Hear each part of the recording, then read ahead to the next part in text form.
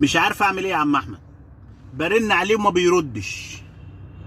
ما كانش الاول كده، كان حلو قوي وجميل ولذيذ ومطيع. ده انا لما بزعل بيجري عليا وبيرن عليا وبيقول لي حقك عليا.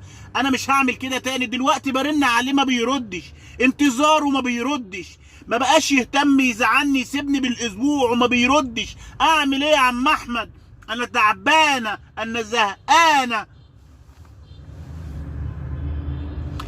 خليكي بارده، لا مؤاخذه في الكلمه يعني، وما ترنيش عليه وما تعبروش.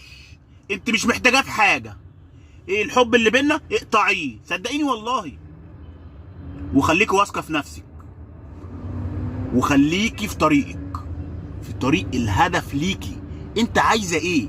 انت عايزاه، بس هو مش عايزك.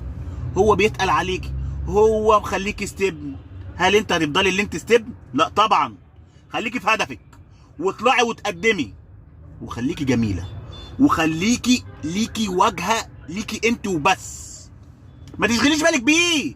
هو عايزك تخليكي استبن، انت بقى اللي هتخليه استبن. ازاي يا عم احمد؟ ببوس ايدك قول لي ازاي يا عم احمد. بالراحه بس بالراحه، خليكي معايا خليكي. ما انت دلوقتي لما تتجاهليه هيعمل ايه؟ هيقول لي هي البت ما بترنش عليا ليه؟ هي ما بتعبرنيش ليه؟ هي ما كانتش كده، هي كانت بترن عليا كل شويه. ده انا لما ازعلها هي ترن عليا. طب ايه اللي حصل؟ ايه اللي جرى؟ انت خليه استبن. هو هيعمل كده، هيتجنن، هيجنن. انت ما بترنيش عليه، انت هتعمل ايه بقى؟ ما ترنيش عليه نهائي، رسائل نهائي مفيش.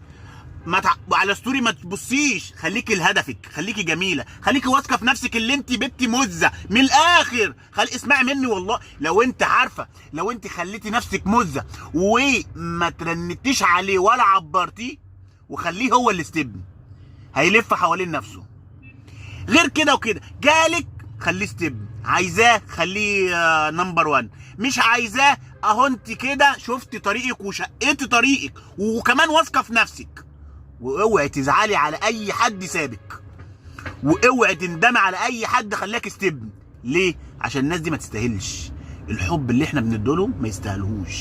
احلى مسا عليكي لو فهمتي كلامي. بس ارجو منك تشتركي في القناه دي جامده جدا.